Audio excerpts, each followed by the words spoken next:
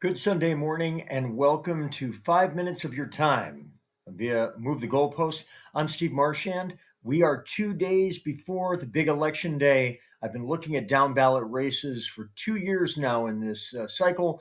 One of the most interesting ones at the beginning remains so at the end, and it's State Senate District 12, which may be the deciding district in which party has the majority after Election Day next year. What is Senate District 12? It is a border district, and it is Nashua, Hollis, Brookline, Mason, Greenville, and Rindge. There's some extremely red towns in this district, and there are some very important purple places like Hollis and increasingly Brookline, and then a few wards of Nashua, wards 1, 2, and 5. Those are pretty blue. Put it together, this is one of the most competitive state Senate districts out of the 24 in the state. It is currently held by a Republican, a pretty conservative Republican by the name of Kevin Avard. He has won 4 of the last 5 times he's run. He won in 2014 and 2016. He narrowly lost in 2018 and then regained the seat in 20 and then narrowly held on to it again in 2022. As you can see, it's partisan voter index, how much more Republican or Democrat the district acts than the state overall in statewide races, has been moving towards Democrats for a little while now. It is entering the cycle R plus 2.01. That makes it a highly competitive district right out of the chute. And as I said, it is moving steadily towards Democrats. So we would expect this district to act even a little less Republican and more purple this coming Tuesday on Election Day. The PACO score was 2.03. Melanie Levesque, who is running for executive council and has run for this seat, District 12, a number of times, holding it after the 2018 election. She had an exact average PACO score, and you can see it was a very close race, 51.2 to 48.8. The current candidate is a state rep from Hollis by the name of Ben Ming, a really sharp, likable, hardworking first-term state rep from Hollis. Ben is in this dogfight. Here's the basic math of the district. As of today, and we'll have a final projection the night before the election, I'm expecting the political environment in New Hampshire to be slightly in favor of Democrats, about a 51.1% Democratic statewide average.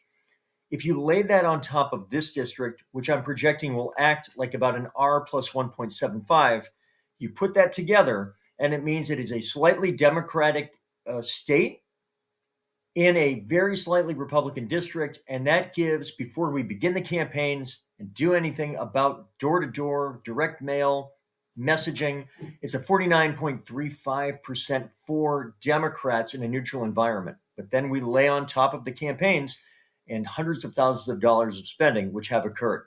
Let's talk briefly about this district.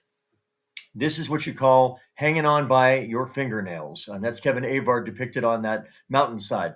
Regardless of the partisan environment or opponent, Kevin Avard's share of the two-party vote has never been less than 49.66% out of 5 elections, and it's never been more than 51.32. In other words, this has been virtually a coin flip all 5 times that he's run. He's won 4 of the 5, but he's never gotten more than 51.32% of the vote. This race will be extremely close. A couple of quick facts. The composition of the district has not really changed over the last 10 years. You can see here, this is the percentage of the votes cast in the state Senate races in each of the last 5 cycles in this race. And you can see that Nashua was 48.7% in 2014. It has never gone much more than about a half a point or so, a point around that. It remains just under half of the district. Hollis is about a little more than 1/6 of the district. You can see Brookline bumped up and is a little bit more than 10% of the district. Rindge and New Ipswich, 2 of the reddest communities in New Hampshire, and the only reason this district is not at least a medium blue, have remained pretty steady. Together, they represent about 18 to 19% of the district. And then Mason and Greenville are very small, and as you can see there, have remained consistent. So no town here has grown tremendously or shrunken quite a bit and has become a much larger or smaller part of the district. So the game has been the same for the last 10 years. Avard's percentage of the vote has crept up a little bit in those small red towns that are helping keep him in office. This is the percent of the two-party vote he got in each of the towns in this district over the 5 times that he's run. You can see, again, some pretty consistent numbers. In Hollis, he's been crawling just a little bit up, although in these very close races, it really matters. You can see that in Nashua, he's remained in the 45, 46% range. In the small towns like New Ipswich and Rindge, very red, pretty small, but together making up almost 20%, you can see the dominant numbers. And in New Ipswich, that number continues to crawl up. Last time he got over 72% of the vote. You can see in Rindge that number's floating up a few points as well as in Mason. So in the smaller red towns, he's been adding a couple of points to his performance, and that has probably helped save him as his numbers have gone down about a point in the much bigger half of the district that is the 3 wards of Nashua. One note, you can see in Brookline that he was winning it by a few points until Melanie Levesque ran against him starting in 2018. Melanie, a former state rep from Brookline, is a resident of Brookline, and you can see that her hometownness probably knocked 3 to 4 points off of his totals in Brookline, although you can also see that even as she continued to run 18, 20, and 22, his numbers were slowly creeping back up, and he nearly won Brookline outright in 2022. So the home field advantage for Melanie may have worn off by that third run. But here's where we're going. What towns will decide this race and perhaps the majority of the state Senate? Brookline and Hollis. This may be the place for Ben Ming to find the votes. Here's our Avard's raw vote net. In other words, take a look at Brookline, in 2022. He lost,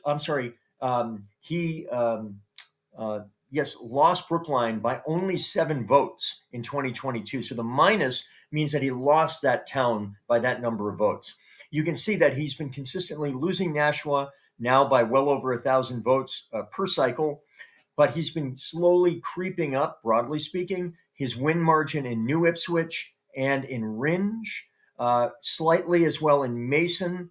And you can see that in Hollis, this is the opportunity perhaps for Ben Ming. Ben represents Hollis. He lives there. You can see that if he is able to take the deficit that Avard has had to deal with in Hollis, which has gotten as big as almost 300 votes, now is under 200, Ben is going to have to increase that deficit for Avard to likely make up for some of the ruby red towns. But he can do it, and the hometown advantage in Hollis is going to be critical for Ben to make up the gap, because you can see at the bottom those raw vote totals.